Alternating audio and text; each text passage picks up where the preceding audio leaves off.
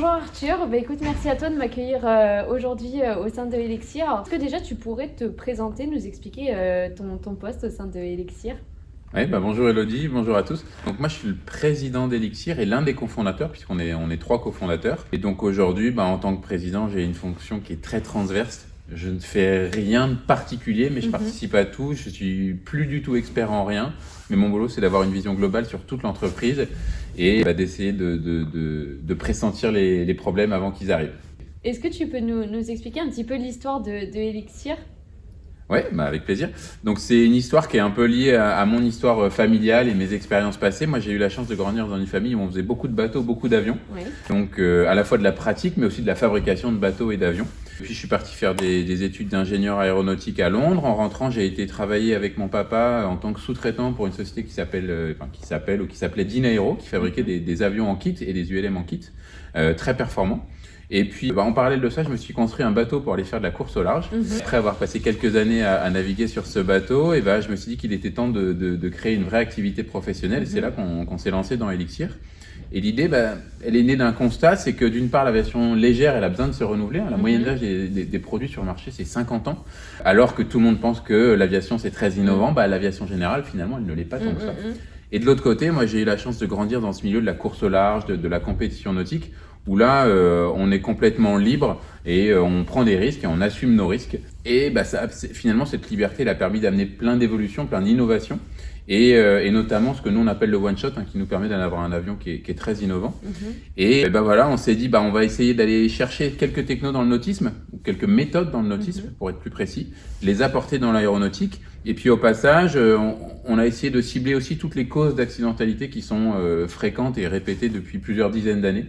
Et d'apporter des solutions pour voir si on peut avoir un impact majeur sur la sécurité, sur la vie de l'aviation, sur les années et les décennies à venir. Alors justement, on va revenir là sur différents points que tu as abordés. Mais alors déjà, vous présentez du coup l'Elixir comme un avion de 4e génération. Ça ne parle peut-être pas à tous les jeunes là qui vont regarder cette vidéo. Est-ce que tu peux nous expliquer ce que vous entendez sous le nom d'avion de 4e génération? Oui, alors la 4e génération, c'est assez simple. Si on fait un peu d'histoire, il y a maintenant un peu plus de 100 ans, en gros 120 ans, les frères Wright, Clément Ader et les pionniers de l'aviation ont réussi à faire voler des avions avec ce qu'ils avaient à l'époque. Du bois, de la toile, ils ont pris une grosse poutre qu'ils ont appelée longeron pour faire, parce que nous on connaît comme le longeron, ils ont pris des morceaux de bois beaucoup plus petits pour créer la forme de l'aile avec des nervures, puis ils ont fermé tout ça avec un revêtement. Et finalement à l'époque, ils ont réussi à créer un avion d'une performance qui aujourd'hui encore est assez exceptionnelle. Ils avaient des petits moteurs, ils arrivaient à aller assez vite, avoir des masses d'emport qui étaient impressionnantes, et c'est comme ça que ça a démarré l'aviation. Et quelques années plus tard, les guerres sont arrivées, il a fallu innover, améliorer, devenir de plus en plus robuste, de plus en plus solide. Et là, les Américains ont commencé à se dire mais il y a un vrai marché. La guerre c'est bien, mais finalement l'aviation générale, civile, elle a un avenir. Et les Américains, ils roulent dans des Cadillacs. Ils roulent pas dans des petites voitures, frêles, etc. Donc Cessna et Piper, qui sont les deux plus beaux exemples, avec Beechcraft également, ils ont fait les voitures du ciel. Ils ont fait des avions avec une portière, un volant, une position assise très automobile, un toit. Et vraiment, l'idée, c'était et on le voit bien dans leur communication de l'époque, c'était un copier-coller, c'est la voiture de l'air. Et ça a très bien marché. Ils en ont vendu des dizaines de milliers, très robustes, très solides. Donc pas mal d'avantages. Par contre, un gros désavantage, c'est finalement assez peu performant. Pour avoir la performance qu'avaient les avions en bois étoile précédents, il a fallu mettre des très gros moteurs. Mais c'est pas grave, on est américain, le pétrole coûte pas très cher, l'économie marche bien, tout va bien. Et on a là ce que nous on appelle la 2e génération. C'est-à-dire qu'on a toujours des longerons, des nervures, un revêtement, on a juste changé la matière. Un peu plus tard, et la Cocorico, même beaucoup plus tard, dans les années 70, il y a une société française qui s'appelle Wasmer qui a créé et certifié le premier avion en composite au monde. Et là, génial, on a refait un pas en avant vers la performance, tout en gardant la robustesse des avions métalliques. Par contre, c'était au détriment des temps de fabrication et de la complexité de fabrication. En plus, le composite était quelque chose de très nouveau, donc beaucoup de découvertes, etc. Malgré la grosse performance de ce produit, ça n'a pas été une très grosse réussite commerciale. Donc là, on est plutôt dans la 3e génération. Tout à fait. Et c'est ce que certains qualifient ou peuvent reconnaître comme le black metal. Oui. On a pris les mêmes pièces qui étaient en métal avant, longeron, nervures, revêtements, et on a changé la matière. On a introduit les collages, qui étaient très rares préalablement, mais on se retrouve avec des avions qui sont aussi complexes et finalement peut-être même un petit peu plus complexes. Et ça, donc je ne vais pas les nommer, hein, mais aujourd'hui, les grandes réussites des avions en composite sont selon cette méthode-là. Et nous, on arrive avec quelque chose d'encore un petit peu plus évolué, où on s'est dit, on sait tous que ces jonctions mécaniques, que ce soit des collages, des rivetages, des vissages, c'est du temps en maintenance et c'est des potentielles défaillances. Donc l'idée, ça a été de les supprimer. Et là, Banco, hein, dans le nautisme depuis une bonne vingtaine d'années maintenant, on fait des safrans, des quilles, plus récemment des foils, des mâts, avec cette techno qui s'appelle le one-shot. Et finalement, ces pièces, elles ressemblent en tout, parfaitement à des ailes. Nous, on a été chercher cette techno, on l'a adaptée à l'aéro parce que finalement, dans le nautisme, il y a des efforts qui sont beaucoup plus contraignants que dans l'aéronautique. Donc, il a fallu aller vers des minimums technologiques. Et là, c'était un peu la découverte. Hein. On en a bien bavé au début. Et ça nous permet d'avoir une aile. Hein. L'aile que vous voyez de l'élixir, hein, d'un bout de l'envergure à l'autre, c'est vraiment une pièce. C'est cuit en une opération, en autoclave. Et ça permet d'avoir une pièce qui est très robuste, très répétitive et qui est également facile à réparer. Parce que tout le monde craint la réparation du composite parce que c'est assez nouveau dans l'aéronautique. Mais finalement, avec un pinceau, un peu de résine, du tissu, on est capable de réparer beaucoup de choses. Alors ça s'apprend. C'est vrai que dans l'aéronautique, il y a encore beaucoup de choses à apprendre sur les réparations composites, mais c'est quelque chose qui est très facile et qu'on peut faire n'importe où dans le monde. Alors là, tu nous as parlé d'une particularité de l'élixir, là, effectivement, l'aile one-shot. Mais vous aviez, il y a d'autres particularités à cet avion. Vous aviez également d'autres objectifs. Cyril m'a parlé de la réduction du coût, de faire attention à la pollution, aussi d'autres systèmes qu'on retrouve sur cet avion, le système anti-vrille. Est-ce que tu peux nous parler un petit peu de tout ça? Alors c'est vraiment un cercle vertueux. Hein. On parle beaucoup de l'aile en one-shot, parce que là, on est vraiment les premiers à la faire au monde. Mais le fuselage est en one-shot et chacune des gouvernes est en one-shot. Alors, pour la petite anecdote, hein, le fait de faire cet avion en one-shot, ça nous permet de gagner du poids. Le fait de le faire en composite, ça nous permet d'avoir une forme qui est parfaite. Donc, tout ça nous permet de nous contenter d'un tout petit moteur pour avoir des performances qui sont très importantes. Là, l'élixir qu'on a à côté de nous, il a un moteur qui fait 100 chevaux, le Rotax 912 IS. Et on va pouvoir l'utiliser de deux manières différentes. Un particulier va plutôt l'utiliser au maximum du mode éco, qui va être entre 14 et 16 litres/heure pour voler à 125 voire 128 nœuds, pour être plus précis. Alors que les écoles vont plutôt tourner à moins de 5000 tours, et eux vont être à peu près entre 13 et 14 litres en croisière, ce qui fait que sur une heure de formation, on va faire par exemple une demi-heure de tour de piste et une demi-heure de mania, on est à moins de 12 litres/heure. Et ça, on a pu le tester et le vérifier en faisant des expérimentations dans des aéroclubs, donc c'est très bien. Et effectivement, on a pas mal d'autres innovations. Donc, on a parlé de notre souhait de nous attaquer aux causes majeures d'accidentalité. Si on détaille les 3 premières causes d'accidents mortels, en tout cas, la première, elle est inconnue. Donc, on a un nombre important d'accidents, on n'a pas réussi à trouver les causes. Là, c'est tout simple, mais 100% de nos avions sont équipés d'une boîte noire. Donc, on va pouvoir apprendre des incidents et des accidents. Deuxième cause importante, c'est le départ en vrille en dernier virage. On arrive pour se poser, on ralentit, on sort les volets, on se met en virage un peu tard, on va créer du facteur de charge. Pas de bol, l'avion décroche. Parce que de temps en temps, une erreur d'inattention, ça arrive. Jusqu'à présent, les avions ont été conçus de telle manière que s'il y avait un accident, on ne concevait pas les avions pour qu'ils pardonnent les erreurs. S'il y avait un accident, en tout cas il y a plusieurs dizaines d'années, on se disait le pilote avait qu'à être meilleur. C'est triste. Aujourd'hui, non, c'est pas possible. On doit pouvoir concevoir des avions qui pardonnent les erreurs. Et donc effectivement, l'avion, l'élixir, c'est le premier avion au monde qui a été certifié en mettant la priorité sur des décrochages sains et plus sur des sorties de vrille. Parce qu'un avion, il a beau être très bon en sortie de vrille, si dans le dernier virage, il est trop près du sol. Donc nous, on s'est battu pour que l'avion décroche sainement dans toutes les configurations. Et qu'est-ce que c'est un décrochage sain? C'est un décrochage où on ne perd pas le contrôle. Donc il y a une abattée qui est faible, mais l'avion continue à voler, voire parachuter. On ne perd jamais le contrôle aux ailerons, même si on est en légère dissymétrie involontaire, etc. L'avion reste pilotable pendant le décrochage. Même si on bloque l'avion, on l'enfonce dans le décrochage, on garde toujours de l'efficacité aux ailerons. Et donc ça doit permettre d'aider les gens à se sauver de situations ultra critiques. Après, on a d'autres grosses innovations, notamment le réservoir de carburant, puisque c'est la 3e cause d'accident mortel, le feu, le feu à l'impact. Là, l'élixir est équipé d'un réservoir qui est dans une poche souple en Kevlar avec une mousse dedans, et c'est typiquement la techno qu'on voit aujourd'hui sur les Formule 1. C'est d'ailleurs le même fabricant. Qui va encaisser jusqu'à une centaine de G avant d'éclater et de prendre feu, de vaporiser de l'essence qui pourrait prendre feu. Donc un système anti-explosion, quoi. Exactement, c'est exactement ça. Et d'ailleurs, pour continuer sur ce réservoir, une autre grosse innovation, c'est qu'on n'a qu'un seul réservoir. Il a beau faire 100 litres, on n'a pas de sélecteur. Donc on risque pas d'oublier du carburant à droite ou à gauche. Et comme il est accouplé à un moteur à injection, on ne peut pas non plus démarrer le moteur essence sur off et commencer à décoller. Voilà, bref, on essaye de vraiment mettre des innovations partout pour la sécurité.